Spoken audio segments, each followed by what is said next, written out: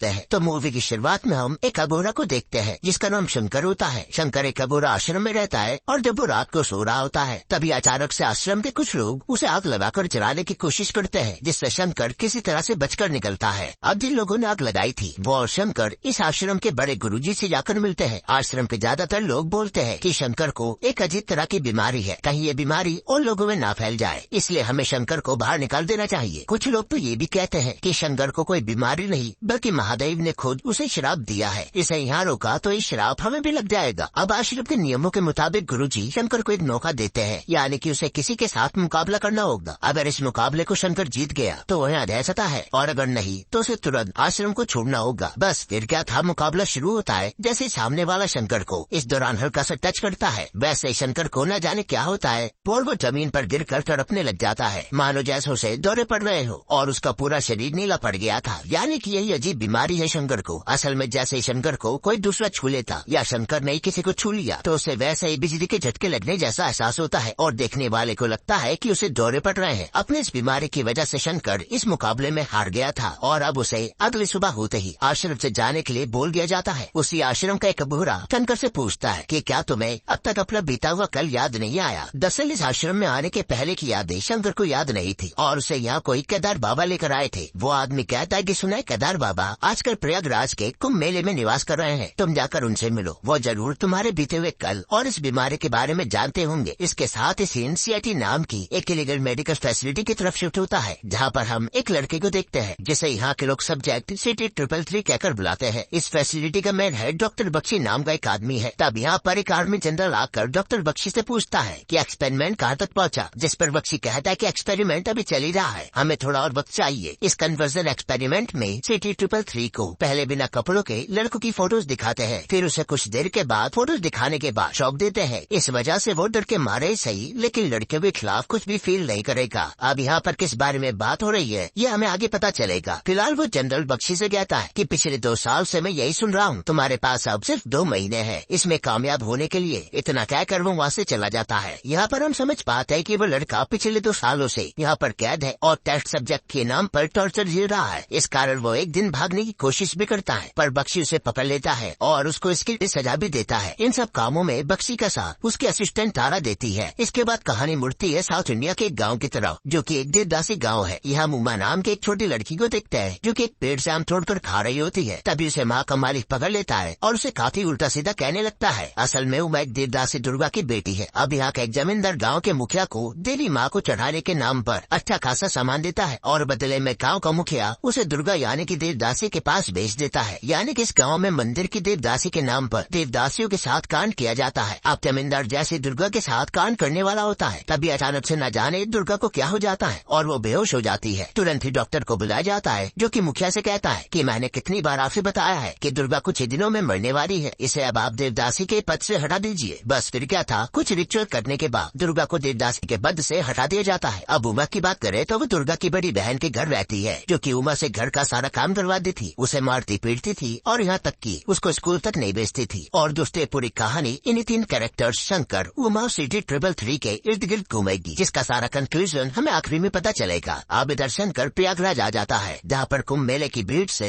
वो खुद को किसी तरह से छूने से बचाते हुए केदार बाबा का पता करने लगता है पर उसे कुछ भी पता नहीं लगता। फिर एक दीवार पर चिपके एक पोस्टर के जरिए उसे केदार बाबा का पता मिलता है तो वो तुरंत उस एड्रेस पर पहुँच जाता है। वहाँ एक टेंट में जाने पर उसे केदार बाबा तो नहीं मिलते लेकिन उनके एक शिष्य मिल जाते हैं जो कि शंकर से बताते हैं कि केदार बाबा तो 2 साल पहले ही गुजर चुके हैं, तुम्हें उनसे क्या काम था बताओ। केदार बाबा के मौत के बारे में सुनते ही शंकर उदास होकर जाने लगता है जिससे वो शिष्य आवाज देते हुए पूछता है कि कहीं तुम शंकर तो नहीं हो। अपना नाम सुनकर शंकर वापस लौटता है और वो बताते हैं कि केदार बाबा अक्सर तुम्हारे बारे में जिक्र करते थे, उन्होंने मुझे तुम्हारी बीमारी के बारे में भी बताया था, तुम उसी का इलाज पता करने के लिए केदार बाबा को ढूंढते हुए यहाँ आए हो ना। आगे वो बताता है कि गुरुजी तुम्हें खुद इस बारे में बताने वाले थे। जानते हो हिमालय के द्रोणगिरी पर्वत में मौजूद एक गुफा के अंदर हर 36 साल में ऐसे मशरूम उगते हैं जो कि 36 साल में सिर्फ एक ही बार चमकते हैं। इन मशरूम के चमकने के दौरान अगर कोई इंसान उसे खा लेता है तो उसकी हर समस्या दूर हो जाती है। इन मशरूम को मालीपत्रम कहा जाता है और उन तक तुम्हें अगले 15 दिनों में पहुंचना होगा, नहीं तो फिर तुम्हें और 36 साल इंतजार करना होगा। फिर वो शंकर को उस जगह पहुंचने का एक नक्शा देते हैं। तभी अचानक से शंकर को सीडी 333 के कुछ झलक दिखती है जो कि शंकर से मदद मांग रहा था। तब सीन उसी की तरफ जाता है जहाँ पर सिटी 333 के सेल में एक नया आदमी आता है जो कि यहाँ की सारी चीजें यानी कि दीवार और जमीन वगैरह छूकर देखता है और कहता है कि मैं यहाँ से एक सुरंग बनाकर आराम से निकल जाऊंगा। ये सुनते सिटी 333 इस नए आदमी से कहता है कि मुझे भी अपने साथ ले चलिए, ये लोग मुझे पिछले 2 सालों से टॉर्चर करते जा रहे हैं। अगर आप मुझे नहीं ले गए तो अपनी जान देने के अलावा मेरे पास कोई और चारा नहीं बचेगा। वो आदमी सिटी से कहता है कि ठीक है, मैं तुम्हें ले चलूंगा, लेकिन इसके लिए तुम्हें मेरा एक काम करना होगा। अब इसके बाद दुर्गा को दिखाया जाता है जो कि अब देवदासी नहीं है, इसलिए वो अपनी बेटी उमा को ले जाने आई थी। उसने उमा का जन्म होते ही उसे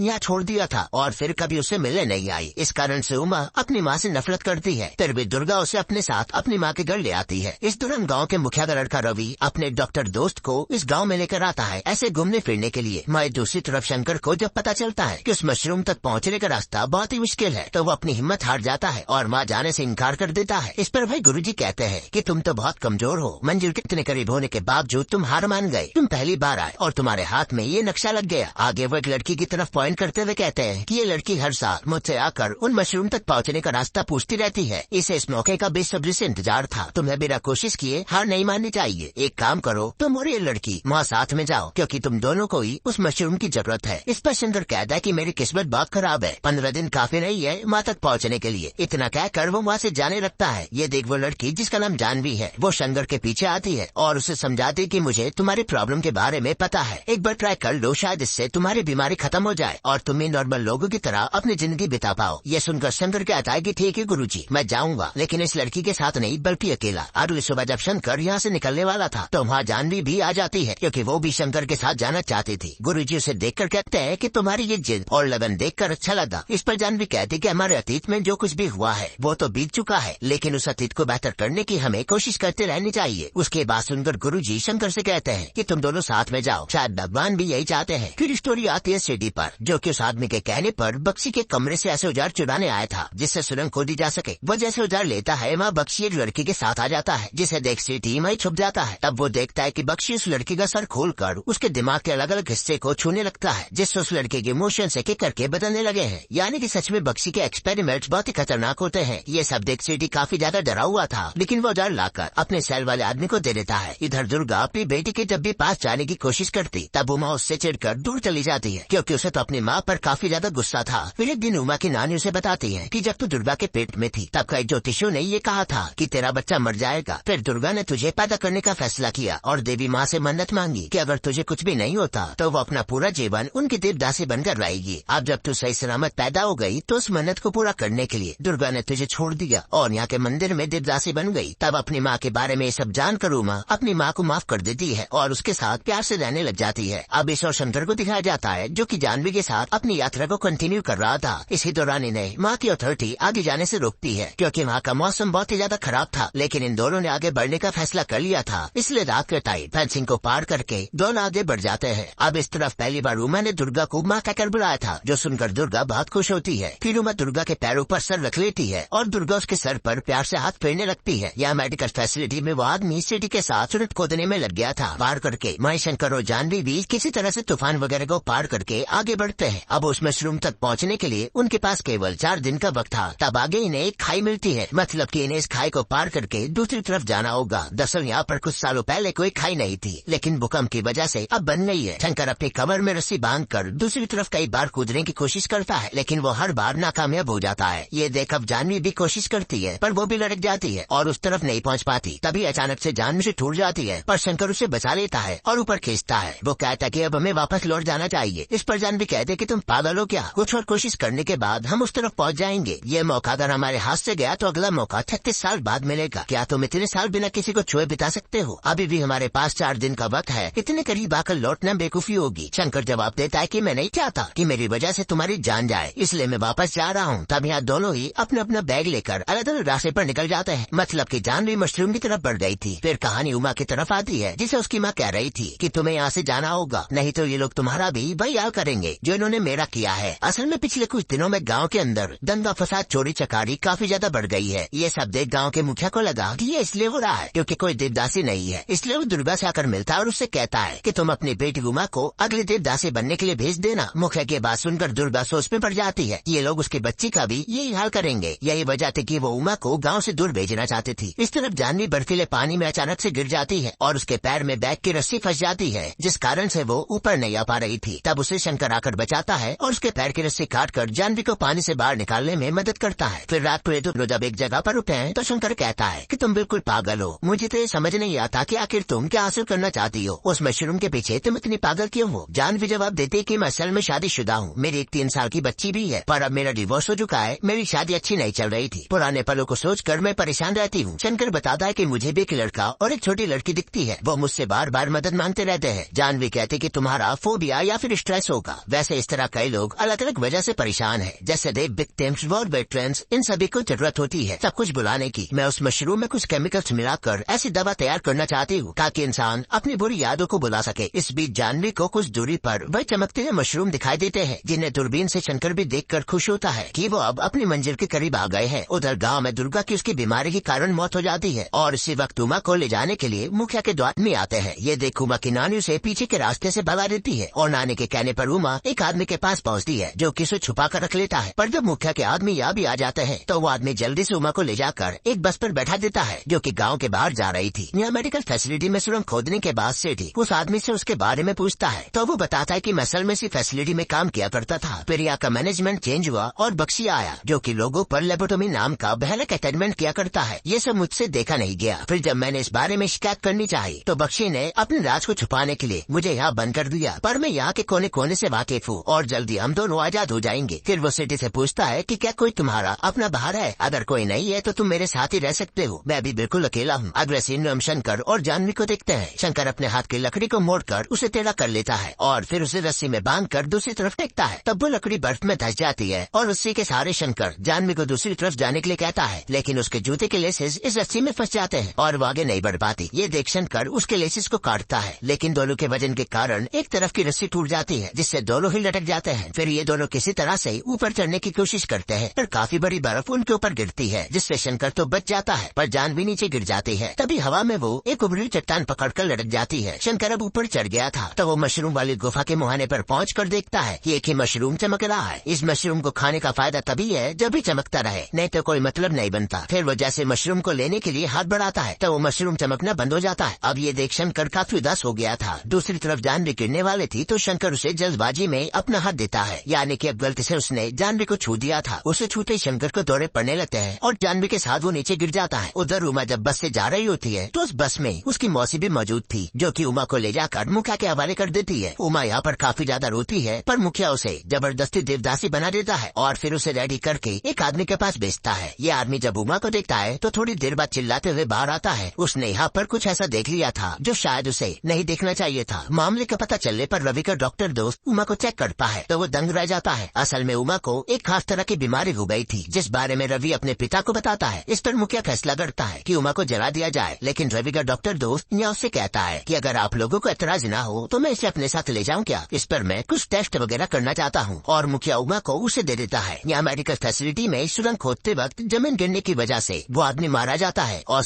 टेबल 3 पकड़ा जाता है जिसे अब तारा काफी ज्यादा टॉर्चर करती है। एक समय तो ऐसा आता है कि शॉक देने वाली मशीन ही खराब हो जाती है जिसके मेन प्लग को तारा तुरंत बंद करती है। फिर जो रिपोर्ट इनके सामने आती है उसे देख तारा और बख्शी दोनों ही दंग रह जाते हैं क्योंकि जैसे ये लोग चाहते थे ये रिपोर्ट उससे काफी अलग आई थी, यानी कि इनकी 2 साल की मेहनत खराब हो गई। अब बेहोश हालत में इस लड़के को सेल में डाल दिया जाता है पर जब सिटी को होश आता है तो वो यहाँ से भागने का फैसला कर लेता है। फिर वो चुपके से फ्रीजर टैंक में छिप जाता है पर यहाँ वो जमने लगता है। माई शंकर की आंख एक जगह पर खुलती है जहाँ उसे किसी मॉन्ग ने बचा लिया था। शंकर उठते ही जानवी के बारे में पूछता है, लेकिन मॉन्ग कहते हैं कि अगर तुम्हारे साथ कोई था तो वो शायद मर गया है क्योंकि हमें तुम अकेले ही मिले हो। हालांकि जानवी अभी जिंदा थी, वो एक पहाड़ी पर बेहोश पड़ी हुई थी। अब शंकर वो सिटी और उमा इस बार साथ में दिखे हैं जो कि उससे मदद की गुहार लगा रहे थे। इस बारे में शंकर मॉन्ग से बताता है तो वो बोलते कि अगर किसी को तुम्हारी मदद की जरूरत है तो तुम्हें मदद करनी चाहिए। अब यहाँ शंकर अपनी मदद तो नहीं कर पाया था पर वो उमा और सिटी को ढूंढकर उनकी मदद करने के लिए निकल जाता है, पर आगे जाकर उसको एक तूफान का सामना करना पड़ता है जिससे बचने के लिए शंकर एक गुफा में छिप जाता है। पर ये गुफा शायद एक शेर की थी, इसलिए अगले पल वो शेर शंकर पर हमला कर देता है। तभी सीन कट होकर मेडिकल फैसिलिटी की तरफ मुड़ता है और हम देखते कि जो डॉक्टर उमा को लाया था वो उसे इस मेडिकल फैसिलिटी वालों को बेच देता है, यानी कि उमा भी यही आ गई थी। उधर सिटी 000 फ्रीजर टैंक से किसी तरह चिप पर निकलता है और वहाँ से बाहर आ जाता है, जिस बारे में बख्शी को जैसे पता चलता है वो सिटी के पीछे कुछ कुकार कुत्ते छोड़ देता है। तभी यहाँ पर एक मिस्टीरियस आदमी आकर उन कुत्तों से इस लड़के को बचाता है, जिसके साथ रिवील होता है कि मिस्टीरियस आदमी कोई और नहीं बल्कि केदार बाबा है। अब दोस्तों चलिए शुरू से समझते हैं इसके ट्विस्ट को। सबसे पहले उमा की बात करते हैं जिसे देख एक आदमी डर गया था असल में उमा को एक रेयर टाइप की डिजीज हो गई थी, जिसकी वजह से उसका शरीर बढ़ती उम्र के साथ लड़की से लड़के के शरीर में बदल रहा था। यही देखकर वो गाँव का आदमी डर गया था। इस डिजीज के बारे में जब रवि के डॉक्टर दोस्त को पता चला तो उसे अपने साथ डॉक्टर बख्शी की मेडिकल फैसिलिटी में ले गया, जहाँ पर उमा पर बचपन से अगले 2 साल तक कन्वर्जन एक्सपेरिमेंट चलता रहा, जिसमें उसे शौक दिया जाता